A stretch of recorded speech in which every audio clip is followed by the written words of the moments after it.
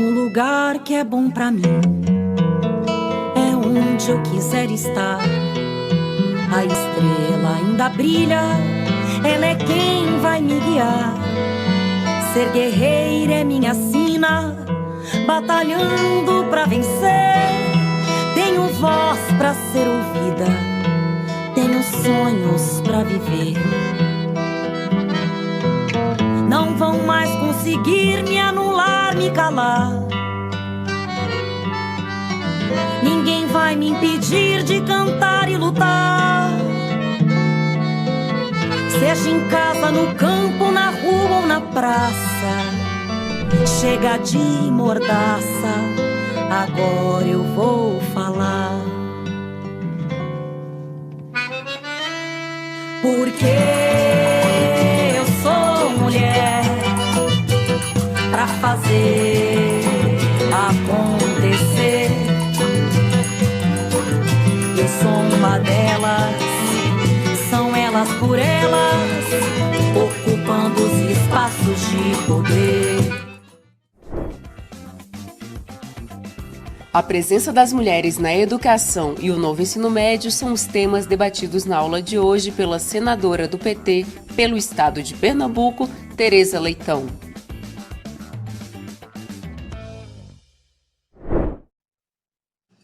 Olá, minha gente, eu sou Tereza Leitão, sou professora, sou senadora da República pelo meu estado, Pernambuco. Acho muito importante que o projeto Elas por Elas trate dessa temática do ensino médio, que é a nossa temática, e começando a nossa abordagem justamente pela evolução da presença das mulheres na educação.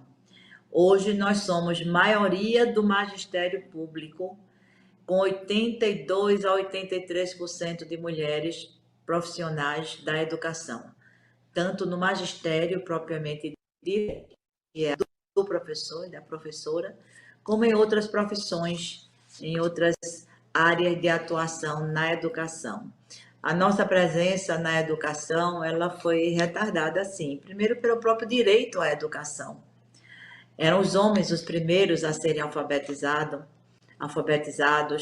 eram os homens que era dado o direito de cursos superiores, e as mulheres entraram nessa área depois, primeiro como estudantes, né, pelo direito de estudar, portanto, e depois como professoras. A evolução, ela foi tão importante porque, em dado momento, só podiam ser professoras mulheres solteiras, por exemplo, contratadas, né? Depois surgiu a imagem da tia, muito condenada pelas pedagogias emancipadoras, porque tia, embora seja um tratamento carregado de afeto, é também um tratamento que cria uma distorção, uma fantasia, porque tia é a irmã do pai ou a irmã da mãe, não é uma profissional. Você não deve salários a uma tia, condições de trabalho, jornada. Isso tem muita subjetividade, mas foi analisado assim. É a parte do afeto que deve mediar as relações pedagógicas, evidentemente, mas tem também esse reconhecimento profissional. Nós, mulheres, na área da educação, continuamos sendo maioria, muitas pesquisadoras, muitas de escola, muitas secretárias de educação, mas há, no ensino superior, sobretudo, uma dificuldade de que as mulheres tenham cargos de comando. São poucas as reitoras, são poucas as ministras, né? Então, isso nos mostra que é necessário também que o sistema educacional brasileiro paute isto. Por isso que é tão bom a gente estar falando desse tema num espaço que é o espaço do Elas por Elas.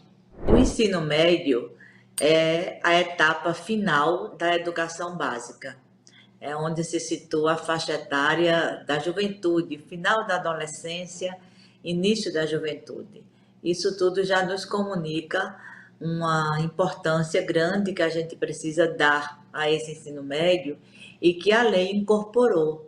Na LDB está bem descrito que o ensino médio é a fase final da educação básica, que deve contemplar um conteúdo que foi acumulado ao longo, né, de todo o ensino fundamental, de toda a educação básica, e, ao mesmo tempo, preparar o jovem para a inserção na sociedade, para o mundo do trabalho e para o ensino superior. Ele é terminativo de uma etapa, mas ele pode ter continuidade no ensino superior. Por que a gente está debatendo tanto hoje esse ensino médio? Porque desde a LDB de 1996, quando a ele foi dada essa dimensão, e essa dimensão de compor a educação básica não foi dada à toa, foi justamente para que os patamares de direito eles fossem alcançados. O direito significa universalização. Teve governos como o de Fernando Henrique que focaram tudo no ensino fundamental. E no ensino fundamental de 7 a 14 anos. O direito não tem idade limitada. O direito não tem cor, não tem raça, não tem classe social. Ele deve atingir a todos e a todas. Então, quando a gente colocou isso, foi justamente para o ensino médio compor, juntamente com a educação infantil, que foi outra que demorou a ser considerada direito, e o ensino fundamental, a educação básica. Isso em 96. De 98 para cá, muita coisa foi feita para se aprofundar o modelo, a identidade, o formato desse ensino médio. Eu diria que o melhor momento que nós vivenciamos de ensino médio foi 2010, não é? Com as diretrizes curriculares nacionais para a educação básica, o parecer 7 de 2010 e a resolução 4 de 2010. E a partir de 2011, 2012, começamos então, orientados por essas diretrizes da educação básica, a trabalhar as diretrizes curriculares para o ensino médio, a partir da resolução 5 de 2011 e da resolução 2, não é, de 2012. De 13 a 18 se consolidou, não é? Infelizmente, com alguns percalços, não é? Mas se consolidou a medida provisória, né? Depois veio a lei 13.415, que consolidou essa medida provisória, que deu origem a este ensino médio que nós estamos questionando. Questionando porque não houve debate, o debate foi obstaculado, rompido com o golpe, não houve debate, não houve coordenação federativa, isso para falar da implementação. E o próprio conteúdo, ele deixa muito a desejar para a concepção de um ensino médio com identidade, que seja sedutor, que responda ao que está previsto na LDB. Por isso que a gente está discutindo o novo, que não é novo, porque o que a gente estava debatendo antes dele era muito mais inovador. E se chamava, inclusive, assim, ensino médio inovador. Olha, o que mudou nesse ensino médio que está em curso foi justamente vamos dizer assim, uma desvalorização do conhecimento e da ciência. Os chamados conteúdos curriculares ou disciplinas curriculares, aquelas que nos dão condições de entender melhor o mundo, de nos colocarmos criticamente diante do mundo, elas foram excluídas. Durante esse processo de ensino médio, houve, né, desse desenvolvimento desde da LDB, houve a inclusão de filosofia, de sociologia, de língua espanhola, como disciplinas obrigatórias. E este novo ensino médio, novo entre aspas, retirou. Quando você retira condições de aprofundamento e de apropriação do conhecimento historicamente acumulado, que é um bem da humanidade, as mais prejudicadas são aquelas pessoas que já são discriminadas. E esse modelo, ele diminuiu essa carga horária da chamada base nacional e, na parte diversificada, implementou um bocado de itinerários sem muita conexão com as disciplinas, são apenas conhecimentos ou conteúdos soltos, e aprofundou as desigualdades, a inclusão social. Os índices de abandono escolar no ensino médio são muito grandes e muito preocupantes. Então, se regra geral houve desigualdade, as populações e os segmentos e os setores da sociedade mais discriminados são os mais atingidos. E isso atingiu muito as nossas meninas, as nossas jovens, né, que estariam a concluir a educação básica com o ensino médio.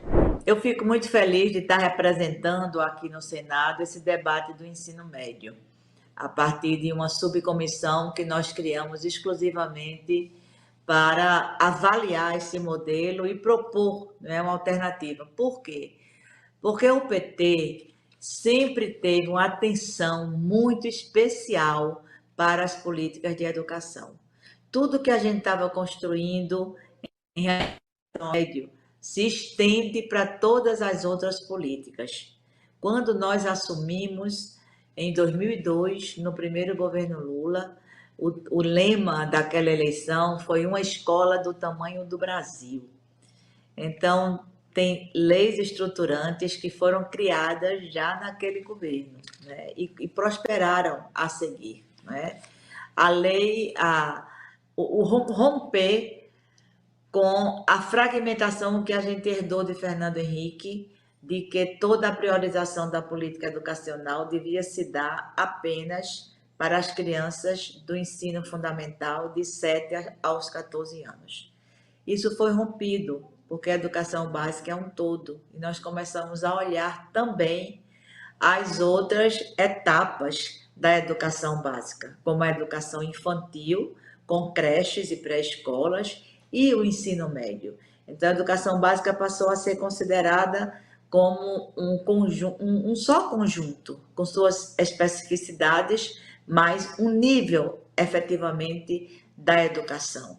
Depois criamos o Fundeb, herdamos o Fundef, que era o Fundo de Manutenção do Ensino e Valorização da Educação do Ensino Fundamental, e nós ampliamos para a Fundeb de toda a educação básica.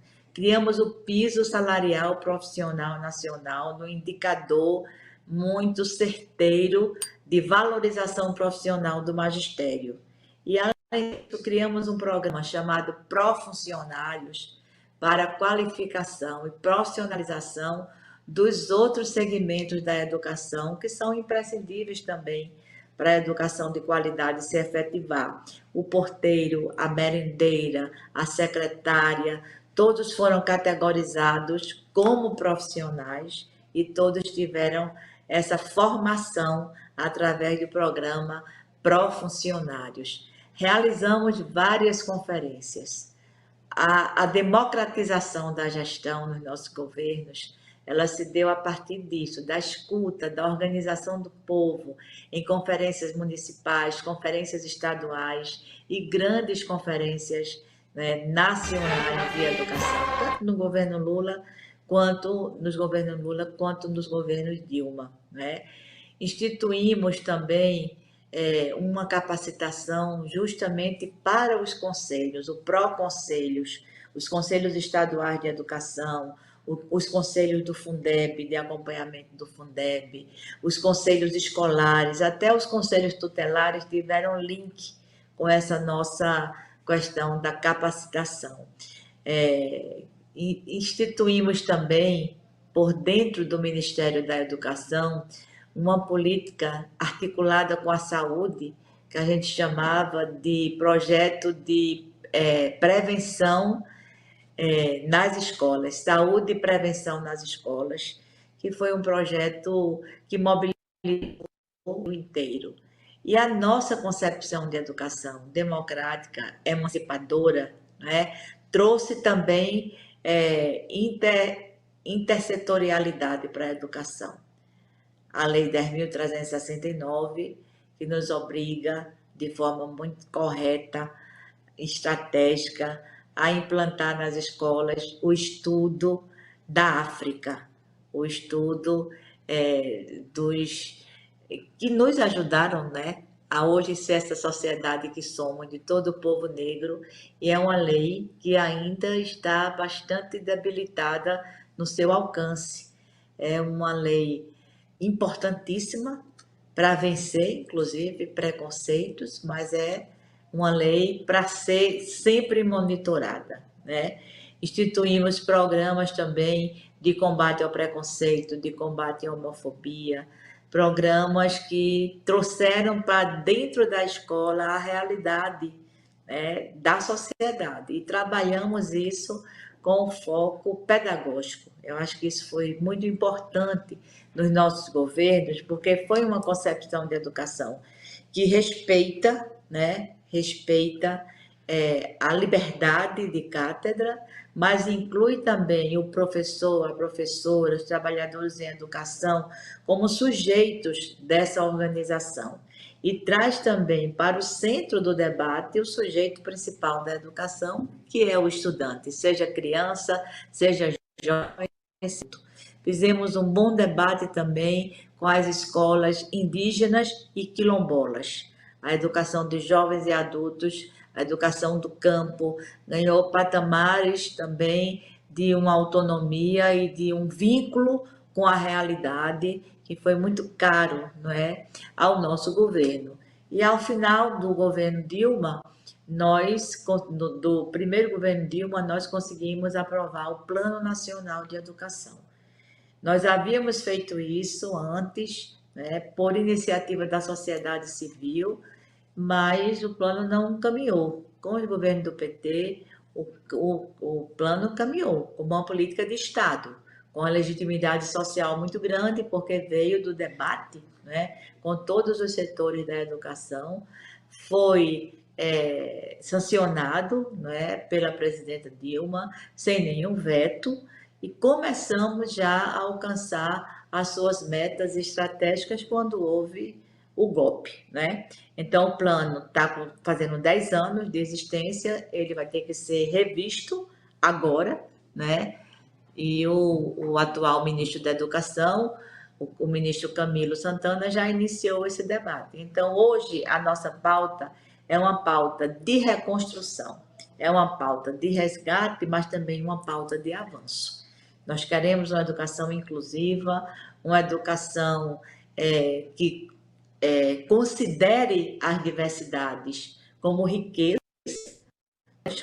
que coloque a escola como esse espaço de construção do conhecimento, como esse espaço de troca de saberes, esse espaço de enriquecimento cultural, como um instrumento importante onde ela está, no bairro onde ela se situa, mas também que ela seja vista no seu coletivo, no seu simbolismo, como um espaço de intervenção na sociedade. Para isso tem que ter professores valorizados, estudantes com seus direitos respeitados, uma organização curricular dinâmica, porque o mundo está mudando e a gente precisa corresponder a isso nos nossos processos pedagógicos. Então, acho que o PT está fazendo o seu dever de casa nesse aspecto da educação, que foi uma área absolutamente devastada no governo Bolsonaro, tanto por corte de recursos, né, quanto por questões relacionadas à ideologia mesmo. As universidades estão aí voltando, né, com bolsas que foram todas ampliadas e sendo também esse instrumento importante para a educação básica. Essa relação, educação básica com educação superior, é fundamental, tanto para a formação dos professores, que se faz na educação superior, quanto para as pesquisas, para os estudos. Então, isso a gente precisa também considerar que no nosso governo aconteceu e que agora está voltando. As universidades não serão mais apêndice, como foram tratadas no governo Bolsonaro. A interiorização da universidade que foi feita nos nossos governos é um dado também muito significativo e que abriu as portas do conhecimento para os alunos do interior dos estados, e isso foi muito importante também. Então, eu considero que estamos em plena reconstrução da política educacional no Brasil. Eu acho que a gente vai ter que, para avançar na educação, a gente vai ter que mexer em alguns pontos que foram destruídos pelo governo Bolsonaro. Vamos começar pela creche. Programa Brasil Carinhoso. Era um programa de intersetorialidade maravilhosa. O município dava o terreno, o MEC construía a escola, e ali é programa de creche, havia uma interação entre o MEC, o Ministério do Desenvolvimento Social, o Ministério da Educação. Esse programa deve voltar na recuperação de creches de obras inacabadas. A maioria das obras inacabadas está localizada na educação. São creches, escolas, quadras, até acesso mesmo às escolas. Isso tudo está sendo pautado agora. Chega uma medida provisória aqui no Senado e aqui no Congresso Nacional disso, como recuperar essas obras que foram paralisadas. Então, é um aspecto importante para o ingresso e para a própria relação federativa, porque os municípios é que cuidam disto, né? Isso se estende ao ensino fundamental também, com programas que voltaram. O programa de alimentação escolar, com o aumento do percentual da merenda, o programa de transporte escolar, que leva os estudantes, né, do meio rural, sobretudo, para a escola. Isso vinculado também à expansão da jornada escolar. Isso foi lançado já, pesquisas atestam que a ampliação do tempo escolar, conjugada com uma boa organização curricular, que a gente pretende que seja a educação integral, favorece demais o conhecimento e a formação dos estudantes, e nós estamos cuidando disto agora, né? E a relação com o ensino superior. As obras que estavam paradas, o incremento que foi dado, uma das reuniões mais importantes que Lula fez foi com todos os reitores, para dizer que as universidades iam voltar a ser olhadas como um espaço de produção do conhecimento, de pesquisa, de ciência, né? E esse debate do ensino médio. Ao lado disto, temos os trabalhadores em educação, que precisam ser valorizados. Isso tem vinculação com o Fundeb, o novo Fundeb, que foi aprovado o ano retrasado e que deixou alguns em termos de regulamentação, como o valor aluno qualidade, né? Então, essas questões sempre foram muito caras ao nosso governo. Ouvir, valorizar, construir conjuntamente, e a educação é um aspecto, é um espaço onde isso se produz com muita riqueza. Eu defendo que financiamento, organização curricular, recuperação dos espaços físicos das escolas, tudo isso seja pautado e mediado pela gestão democrática. Desde a gestão democrática do MEC, que dialoga com os estados e os municípios, até a gestão democrática no ambiente escolar, nos sistemas como um todo. Aí a gente pode ouvir todo mundo, construir na diversidade, fazer uma boa síntese que assegure o nosso foco principal, combate às desigualdades e inclusão social, para poder a gente alcançar o patamar do direito e da universalização dos direitos. Nós vamos chegar nisso, viu? O PT vai deixar mais um bom legado, construir um bom legado na educação do nosso país. Uma campanha política, como as que vão ocorrer no próximo ano, é um espaço muito importante para a gente dialogar com a sociedade. A sociedade precisa fazer diferença de projetos. Às vezes a gente diz que só se elege quem compra voto, só se elege quem tem muito dinheiro. Não, não é sempre assim. Se a gente fizer um comparativo de projetos, a gente apresentar um bom projeto, e educação pode ser um fio condutor importante desse projeto eleitoral, que não é só eleitoral, precisa também ser político, a gente consegue sensibilizar as pessoas. Educação, todo mundo fala e ninguém fala mal, mas a gente precisa fazer o diferencial. Para nós mulheres, o que é importante na área da educação? Primeiro, o respeito a uma categoria majoritariamente formada por mulheres. Então, a avaliação profissional é fundamental. Segundo, o direito à educação é um direito que envolve as pessoas de modo geral, mas muito as mães. envolve muito as mães. Creche é um direito da criança de ter escola e é um direito da mãe, que deixa seu filho num lugar seguro para poder trabalhar, por exemplo, né? Pautas vinculadas à primeira infância são pautas também que dizem muito respeito à intervenção das mulheres na sociedade.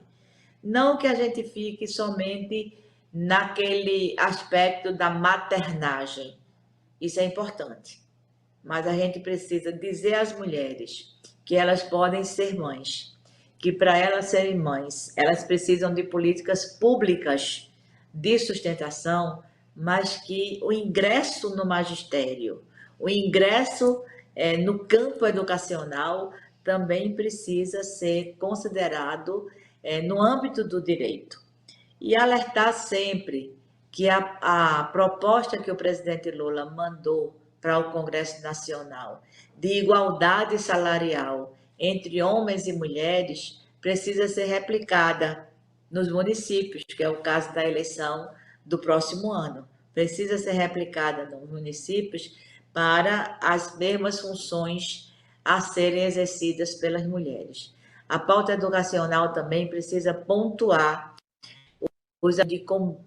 pela educação, trazer a diversidade, combater o racismo, combater a LGBTfobia, combater toda forma de preconceito que se faz, não é, contra as crianças, contra a educação é um fator que ajuda bastante isso.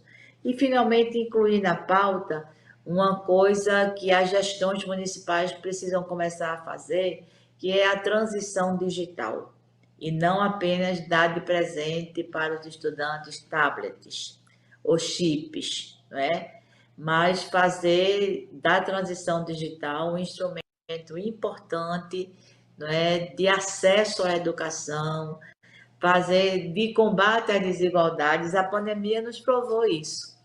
Menino que tem condição e menino que não tem condição.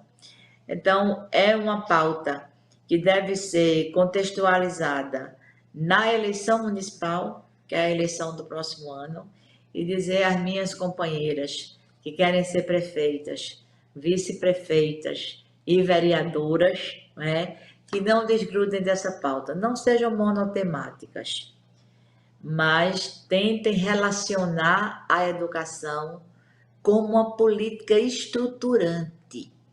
As pessoas acham que estrutura é somente estrada, prédios, né, transportes, não. Isso é um aspecto da estrutura. A educação é uma política estruturante para a igualdade, para a emancipação e para a democracia que a gente precisa tanto cultivar. Eu desejo muito boa sorte a cada uma de vocês que vai enfrentar esse debate. Agradeço a toda a participação das que estão nos ouvindo, me despeço e digo com o coração muito cheio de esperança: a educação voltou. Hoje, a senadora do PT pelo estado de Pernambuco, Tereza Leitão, falou sobre a participação das mulheres na educação e os avanços nesse campo. Fique ligada e não perca os próximos temas do TV Elas por Elas Formação, que é de segunda a sexta-feira, sempre às 4 horas da tarde, aqui na TV PT. Reveja esta e outras aulas na playlist TV Elas por Elas Formação, no canal da TV PT no YouTube ou em formato de podcast no Spotify.